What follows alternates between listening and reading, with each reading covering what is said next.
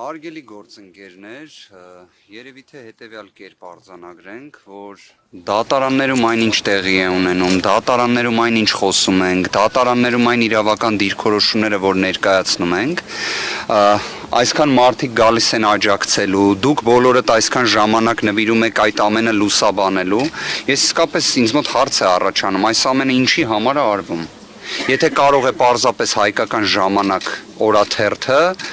երեկվա դրությամբ ժամը 18:30 ամբողջ ելքը կանխորոշի, այսինքն այդքան խրթին իրավական հարցերի, բայց մյուս կողմից այդքան պրիմիտիվ անհիմն միջնորդության պայմաններում հայկական ժամանակը ամբողջը ասի, որ կալանքը պետք է երկարաձգվի, իդեպ զարմանալիորեն նյութի տրամաբանությունը փաստացի 2 ամսվա երկարաձգման մասին էր, ու այդ նյութը ժամը 23:00-ի դրությամբ նույն կերպ պահպանված լինի, դատական նիստի ժամանակ ես եւ գործընկերներս բարձրաձայն ենք այդ նյութի մասին, դատավոր արտահայտի իր վրթովմունքը, որ իբր ում տեղն ենք դրել իրեն, ինքը ոնց թե պետքա լրատվամիջոցի կանխատեսումներով առաջնորդվի, 100-ից 100 կանխատեսումը կատարեց։ Ինչպես 2025 թվականի հունիսի 17-ին Հայաստանի Հանրապետության ամենաբարձր պաշտոն զբաղեցնող անձը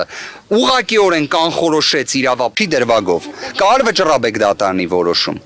Վճռաբեկ դատարանի որոշում կար, հիմա եթե դուք ուզում եք, որ փորձենք քրեադատավարական իրավական տեսանկյունից այս իրավիճակը վերլուծել, շատ լավ։ 5 ամիսը արդեն իսկ քրեադատավարական իմաստով նոյեմբերի 3-ի դրությամբ ավարտված էր։ Ինչ է դրան հաջորդում։ 53 քննիչների անգործությունը։ Իդեպ մի հանգամանք եմ ուզում հատուկ նշել։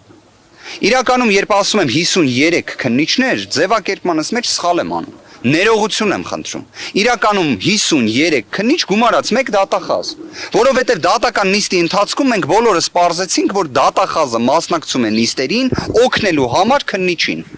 Նշվածը ժամանակը կգա, կրիչը դուք կունենաք, կհաստատեք այդ նշված տեղեկությունը։ Գործընկերներ, եկեք հետևյալը արձանագրենք։ Երբ դատական այս աբսուրդային իրավական ծաղրի նմանվող ահաբեկչական գործողության, որովհետև իրավական ահաբեկչություն է սա, որովհետև եթե մի կողմից ասում են գնացեք բանակցեք սեփականատիրոջ հետ, մյուս կողմից ասում են սեփականատերը պետք է ամենաաբսուրդային, ոչինչ իրենից չենթադրող մեղադրանքով գտնվի կալանքի տակ, այն Վճռաբեկ դատարան օպերացիան, որը իրականացվեց, այդ աստիճան ստվերային արդարադատությունը, դուք պատկերացրեք դատախազը ինչ է պատասխանում նիստի ընթացքում։ Ասում է ես զանգել եմ գրասենյակ, գնացել եմ որոշումը ստացել եմ։ Հարցնում ենք դուք որտեղից գիտեիք, որ նոյեմբերի 13-ին որոշում պետք է լինի։ Ասում է ես ամեն օր զանգում եմ գրասենյակ։ Պատկերացրեք, ես շատ ուրախ եմ։ Հայաստանի Հանրապետության դատախազությունում մեր դատախազ գործընկերները այնքան ժամանակ ունեն, որ ամեն օր գրասենյակ զանգեն Վճռաբեկ դատարանի։ Ես էլ իմ առիթից օգտվելով մի հատ առաջարկ անեմ։ Դուք էլ զանգեք ամեն օր Վճռաբեկ դատարանի գրասենյակ։ Զանգեմ գրասենյակ։ Այդ իդեպ այնքան,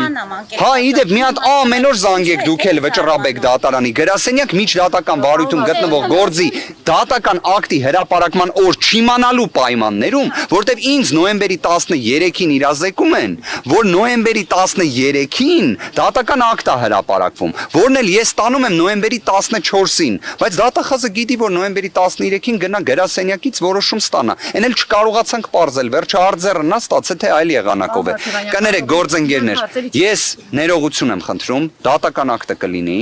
հերթական իրավական ծաղրը այսօր արձանագրեցինք, իրականում վիրավորական աստիճանի,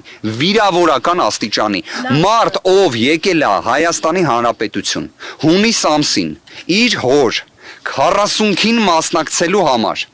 որից հետո դուք բոլորդ հայ առաքելական եկեղեցու հետևորդներ եք, հայ մարդիկ եք, ձեր ցավը տանեմ, երբ անձը հարազատ է կորցնում, առաջիկա նոր տարին իր մեջ խորհուրդ է պարունակում, այդ թվում գերեզմաններ գնալու, Եվ նշված հանգամանքը դատական նիստի ընթացքում ներկայացվում է,